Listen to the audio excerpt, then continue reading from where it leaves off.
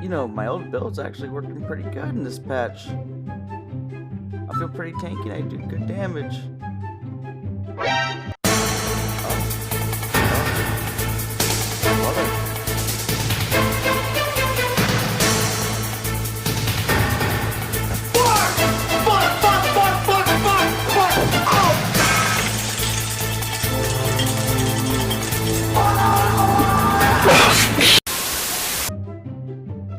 Okay, that time didn't go so well, but oh look, a bunch of DC Zerglings. I could probably 1vx them, like usual. Oh, wait, what?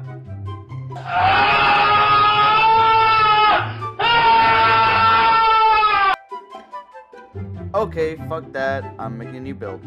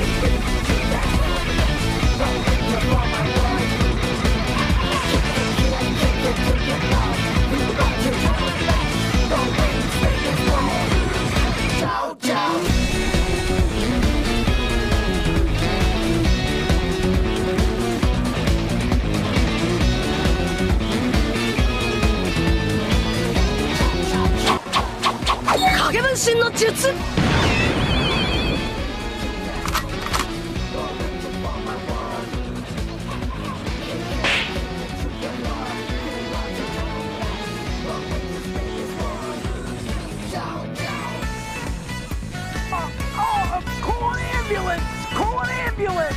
But not for me! He needs some milk!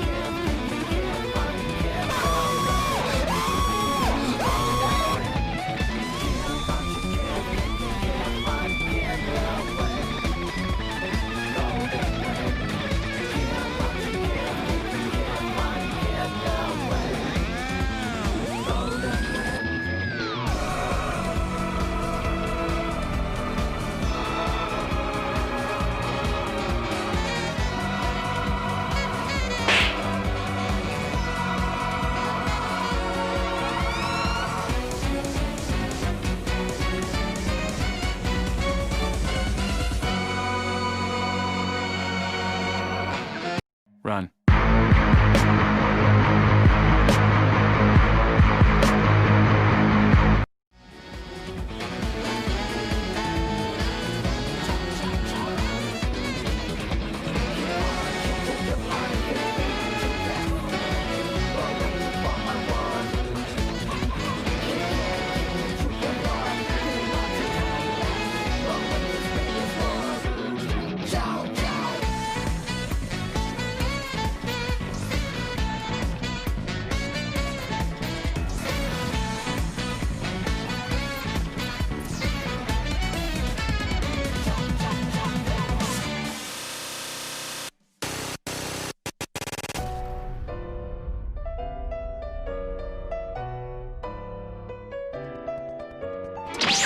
Nothing personal, kid.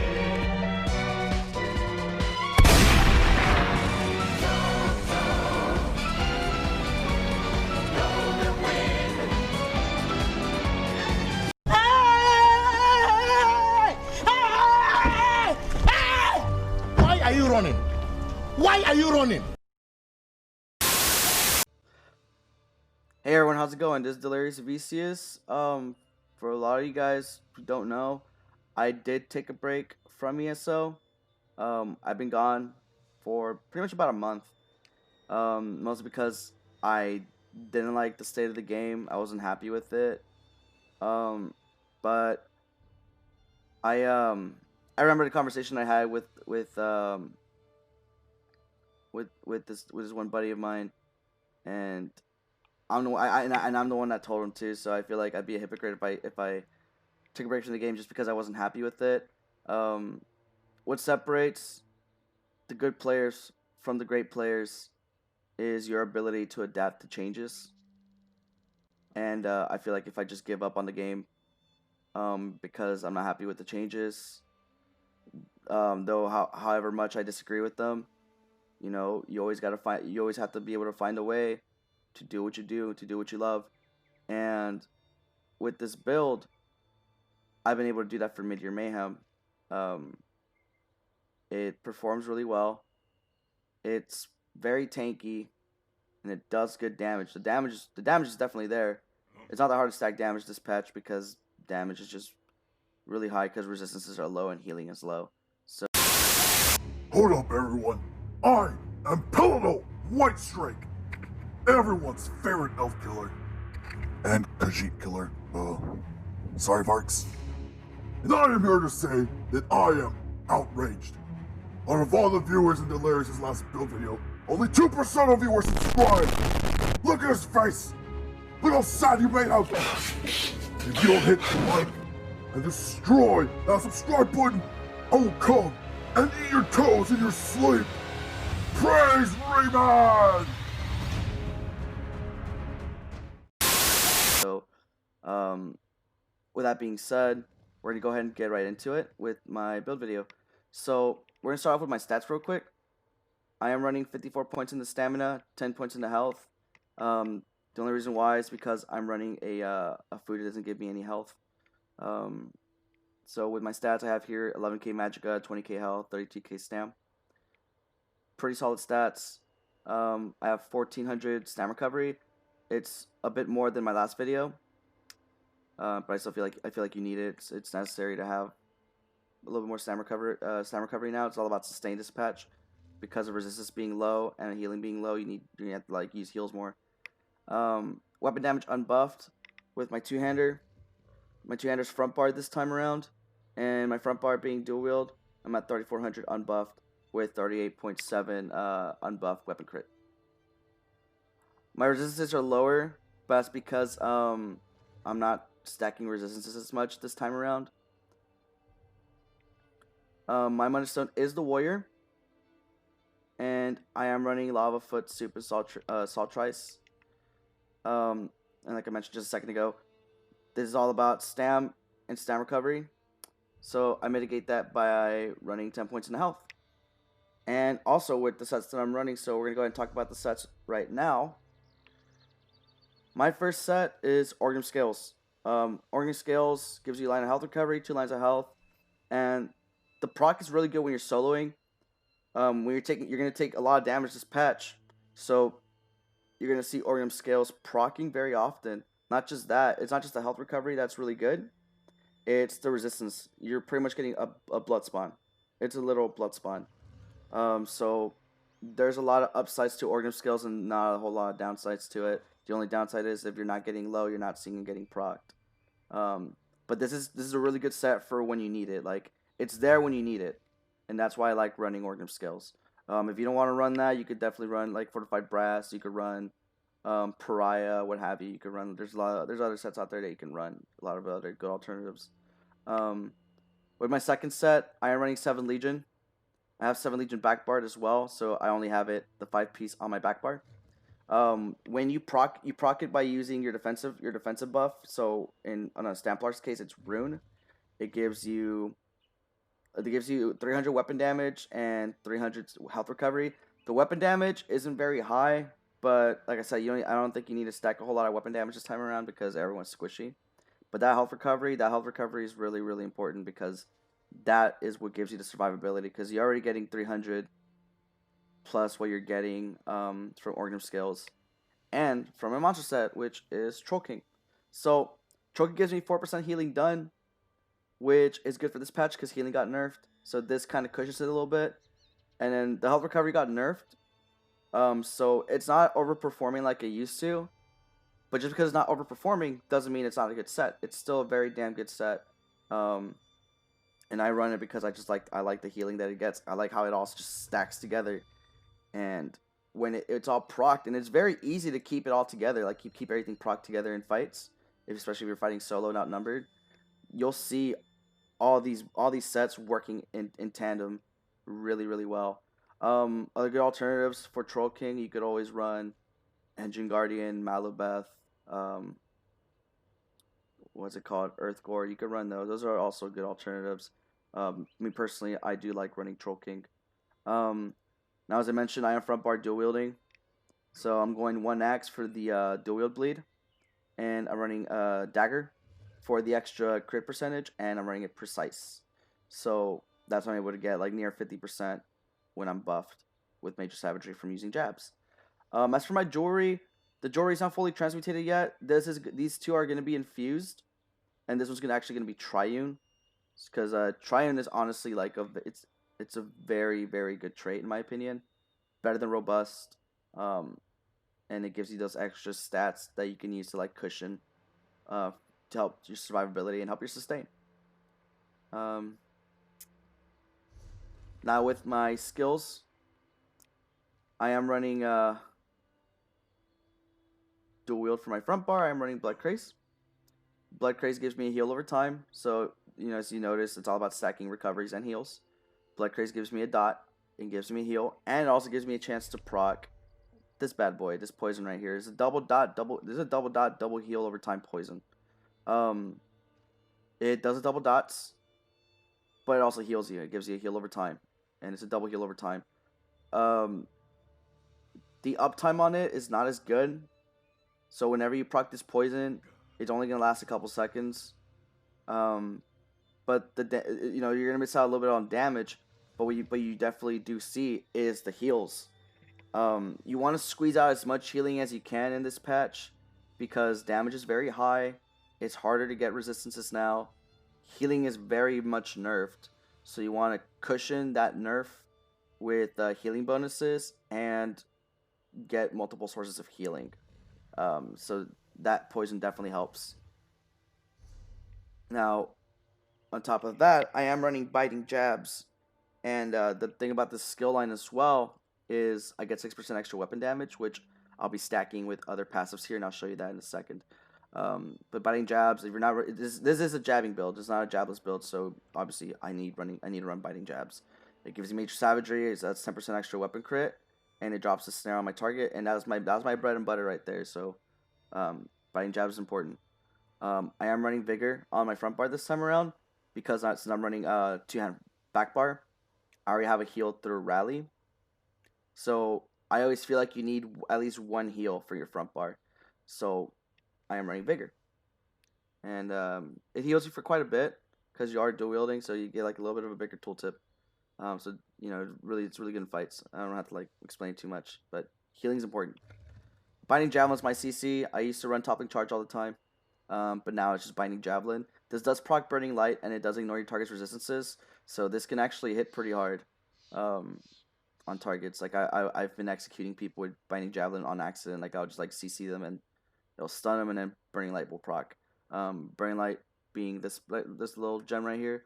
You have a 25% chance to deal X amount of damage every half second when you're using an Adric Spear skill. So this one and this one has a chance of proccing biting jabs. And last but not least is Power to Light. So Power Light applies minor fracture to my target, makes it a little bit squishier. And this can do a lot of damage after 6 seconds, because what happens is 20% of the value of any damage that you deal on your target for 6 seconds gets reflected back onto them. So the more damage you deal, the more damage Power Light's gonna do at the end of those 6 seconds. Not just that, it does initial damage, and I'll kill really scrubby players with Power Light spamming, and it's really funny. Now, with my front bar ultimate, I am running Dawnbreaker because it gives me a 3%. It gives me a 3% weapon damage bonus from Fighters Guild through Slayer. So that 3% plus a 6%, I'm already stacking weapon damage right there. It's a stun, and it hits vampires and werewolves for 20% extra damage. So you definitely can't go wrong with Dawnbreaker. There's this other Templar known as Kirimoto who is talking about running Empowering Sweep, and that's definitely a really good alternative. I've been running that as well. I've been playing around with ults more, and yeah, Empowering Sweep's really good. It gives you like an AOE dot around you for a couple seconds, and the more people you hit, the longer it lasts. So it's definitely a good ult, and it's cheaper too. So you could spam it a lot more. So it's definitely a good ult. It's definitely a good alternative. You could also run the dual ult. I would recommend Rand. I don't have it on this character, but I have it on other characters. So it's really good because it gives you heals, and it hits decent. The only thing I don't like is it does the damage over 8 seconds, so the damage feels a little stretched out. But other than that, the healing is good. The heals from dual ult's good, and the damage is still pretty good. It's dependable. But me personally, I would rather run Dawnbreaker, alternate between Dawnbreaker and Empowering Sweep. Now as for my front bar, I am running a Nernhone two-handed sword. So what that's gonna do? It's gonna buff my rally. So rally gives you a heal. It's a bursty heal. So how it works is the longer you have rally up, when you reset it, it's gonna heal you for more. So the longer you have it up before you reset it, the more it's gonna heal you. Not just that, by having this buff active, you get minor endurance, which increases your stamina recovery by 10%. So that definitely goes a long way in a fight. I am running Race Against Time as well. Race Against Time, you get that through Sigic Order. You could run Shuffle as an alternative. You don't want to grind Sigic Order, but I think it's worth it because you get Minor Force, which increases your crit damage by 10%, which definitely helps when you're bursting people down. And not just that, it does remove snares and mobilizations, though it doesn't give you an immunity to them, as long as Shuffle does. But as long as you have a decent Magicka pool, it won't really hurt your sustain with Magicka by using this skill a couple times. And most of the time, using the first cast is enough for me to get away anyway. Unless like I'm getting like Zerg down like hard, which in that case, even if you're running Shuffle, you're still gonna get Zerg down really hard anyway. Now my third slot here, I'm running Repentance. What this does, whenever I kill someone, I get a free heal and I get a bit of stamina back. Most importantly, I do get minor fortitude, endurance, and intellect, which increases my health, stamina, and magic recovery by 10%. So this goes a long way. If you're kiting people, and you're using Troll King and all that stuff, that'll buff it by 10%. With this build, you can hit 3k. Without this, you can hit 3k health recovery, and I'll show you guys here that in a second as well. But with this, having this slotted on your back bar when you're kiting, that's 20% because you get the 10% from Windrunner and then the 10% from this. So this definitely can ramp up your survivability quite a bit. But if you feel like you don't need it, you could run Caltrops, which is in the assault line. You can run Rager Caltrops, which gives major fracture, makes your target squishier, and it's an AoE. It's good in groups. Or you could run Cleave, Brawler, or Carve, whichever morph. That's honestly up to your preference. I prefer Carve for the extra dot, because that extra dot definitely goes a long way. And sometimes, like in Mid-Year Mayhem, I'll just drop a Carve and a Power to Light and the Light attack, and they'll just die. You know, I'll ignore them because I'm like, yeah, they're gonna die, and then I'll go get my other target, and they'll just I'll end up getting like the little "you killed so and so" with Carve on my in my chat. So it's definitely a good skill. Like I said, this is your flex slot, so run whatever you wish here. I'm running Ascended Ritual here for my next skill. So this is my Purge. It removes 5 debuffs, and it gives a heal synergy for anyone in my group. So this is good group utility and good for solo too. And last but not least, I am running Restoring Focus, which gives me 480 stamina recovery, just by having it active. Not just that, this is a skill that you use to activate your 7th Legion, so that's very important. Make sure you are using this as much as you can. Obviously, don't use it every like 2 seconds because it's not going to do anything for you. But like keep an eye on it. If you feel like you need to drop your burst, reset it, because chances are when you reset it, it's gonna proc your 7 Legion back anyway. So it's good to keep this up, because that's what's gonna help the build be successful. And for my backbar ultimate, I am running Remembrance. It gives me major protection, which reduces damage by 30%. And most importantly, it does give me a pretty good heal. I like it, but I don't like it because of the mobility. Like, it makes you stand still. So if you feel like you don't want that skill, you could always run Undo under Sigic. I'm still grinding in mine. So I'll try it out, and I'll post notes about it later. It's a good ult when it actually works. But if you don't want to run that, you could also run two-handed ult, Berserker Strike or Berserker Rage, or its other morph. That's your preference. Or you can just run Empowering Sweep on your back bar, or you can just switch them around. You can have Sweep on your front, Dawnbreaker on back. That's really up to your preference. Yeah, that's pretty much what I'm running for my skills. Something I did forget to mention is I am running 5 medium, 2 heavy. So 5 medium right here, and then a 2 heavy from the chest and the legs, so I can still get decent resistances. And then not just that, by having heavy armor through Constitution, I get an 8% bonus to my health recovery.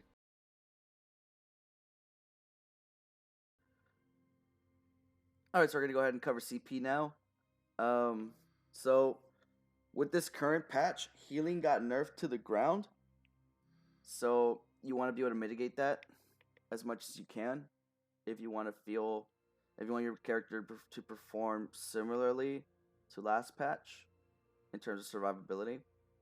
So what I did here is I put 19 points into Blessed, which gives me 5% extra healing done. So that reduces the healing nerf to about 5%, right?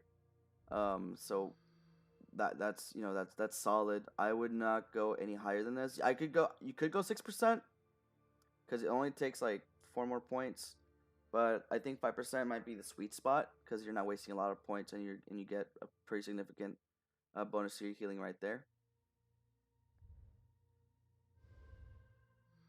Now with the Atronac, I am still running 120 in it. So what I did here is I'm running 81 points into Master at Arms, which increases my jab tooltip by 24%, and any kind of direct damage. So Binding Javelin, and then the initial damage from DB, and a couple other sources. Now with Physical Weapon Expert, this increases my light and heavy attack damage by 22%. So light attack, heavy attack weaving is key. You want to do that because that's free damage, and it hits pretty good, especially this patch when everyone doesn't have a lot of resistances. Your light and heavy attacks are really gonna make a noticeable amount of damage this patch. But the main reason why I'm running 120 specifically is I can unlock Tactician. Now what this does, when I roll dodge an attack, my target's set off balance. I used to run this all the time because my old build consisted of running the Armor of Truth set. I no longer run that. I'm running 7th Legion now. But this is still good because of the next tree that we're going to talk about here. You got Butcher, which it's not a big deal. It helps a little bit because you do extra damage when your target's low when you're light and heavy attack weaving. And then Riposte, whenever you tap block, you can do a little bit of extra damage there. And Retaliation, you don't really see that too much. You're not really gonna notice that too much. But when you do get this off, it's not bad. It's not bad at all. Now, the big one here is the Ritual. So what I'm doing here is I'm running 51 points into Precise Strikes, giving me a 19% bonus. I could run 56 to get that 20, but I think that those 5 points are more useful being somewhere else. That's how I was able to get the bonus in my healing, is by giving up those 5 points, because I was running 56 previously. I have 56 points into Mighty, which increases all my damage by 12%. I used to run 49, but I wanted to get that extra percent because it made enough, in my opinion, it made enough of a difference for me to run that. So I'm running that now. I did give up a lot of points from piercing to put into my healing and I put into mighty. Because as I mentioned earlier, and you know, I keep being a dead horse with a stick at this point. Resistances in this patch are very low, so you honestly don't need a whole lot of piercing. And finally, I do have 23 points in the Thaumaturge, which I am running dots in this patch. So that extra boost is definitely going to supplement my dot damage. I gave up, these 23 points came from piercing. I removed most of my points from piercing, and I put them in other spots where I feel they'd be better suited. That's why I only have 1 point in piercing. This doesn't really do anything, so it's just there for show. Now, the ritual is very important because you get a lot of bonuses from this tree alone. You get a whole lot out of it. When you have 120, you get Last Stand. So when you're at Execute, when you're very low, you do get Major Heroism, which can, you know, it can definitely turn a fight around, because it'll proc all that ult. Next thing you know, you have enough ult to use your healing ult, and you just heal back up to full, and you can continue with the fight. And sometimes you're able to completely reset the fight and win. Exploiter though is the big one here. So when I set my targets off balance, I do 10% more damage to them. Perfect Strike, obviously that gives me that weapon crit that I need for a stand build. And an Opportunist. If someone's like hard casting or sniping or anything like that, if you can bash them, that's just going to do a lot of damage. That's 15% extra damage. If they're rezzing too, if you're trying to deny rezzes, that's when you really want to burst them down, because that's going to hit very hard. It sets them off balance too. Interrupting sets them off balance, so it's off balance plus Opportunist. You know, you can double stack that really well. Now with the red CP, I am running 55 points into resistant. You could run less if you feel like you don't need the crit resistances, but I feel like you want to hit, with this patch, you want to hit above 3.5 because it's really easy to get. Honestly, like 3.1 last patch was good, but this patch you want to get a little bit more. 3.5, for me, that's the minimum. And then I have 66 points in the Ironclad, which any direct damage is mitigated by 22%. So you can really stack that a little bit. If you're running Potentates front bar, like I mentioned earlier, if you run a 2-hand front bar, I recommended running Potentates. You can run Potentates with Ironclad, and then get the minor protection from jabbing.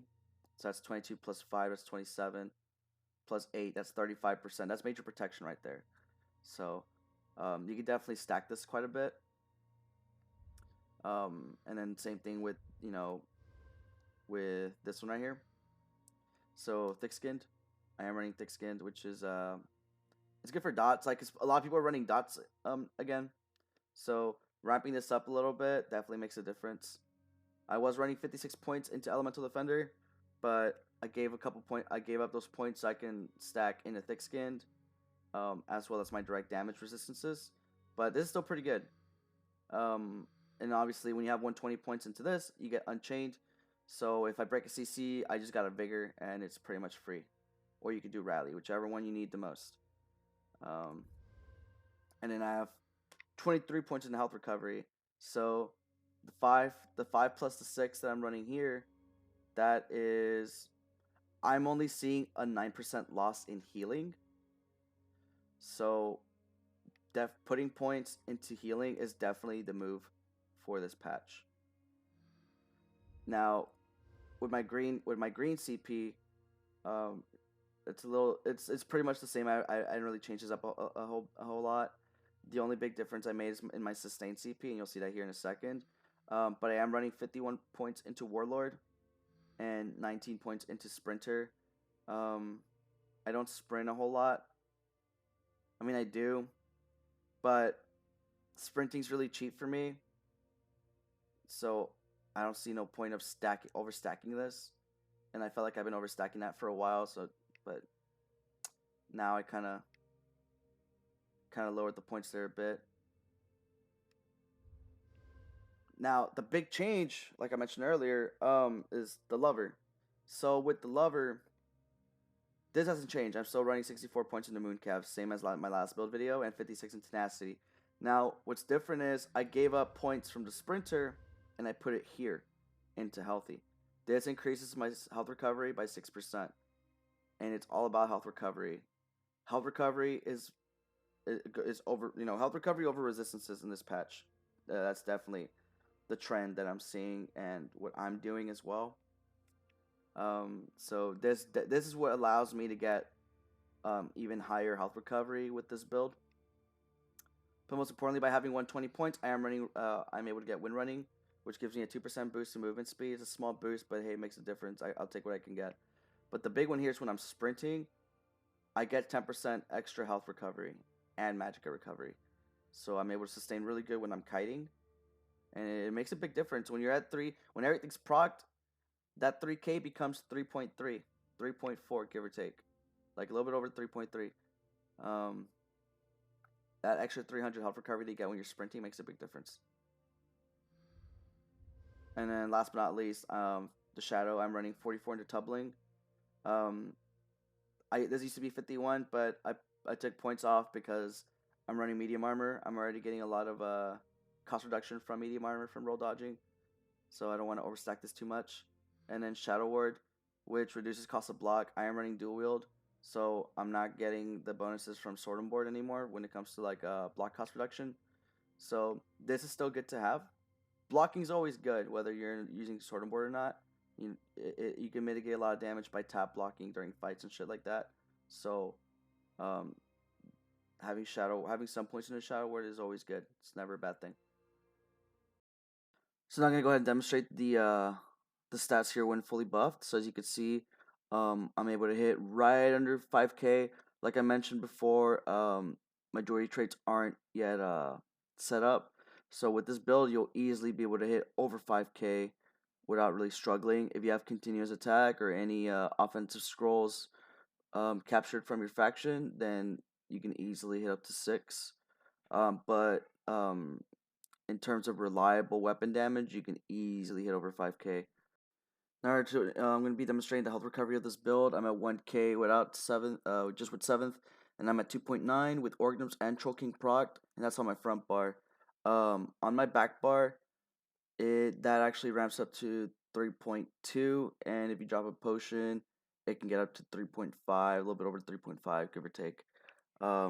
And if you're sprinting, it goes up even more. It'll go up to like 3.8, 3.9. But overall, with this build, you have a lot of survivability through health recovery. It's honestly one of the only way to actually be able to solo is by running high recoveries, and a decent amount of resistances with good damage. I've been seeing a lot of people run Eternal Vigor, but personally, I don't like the idea of running it. Not because it's good, not because it's overtuned. It's not really overtuned.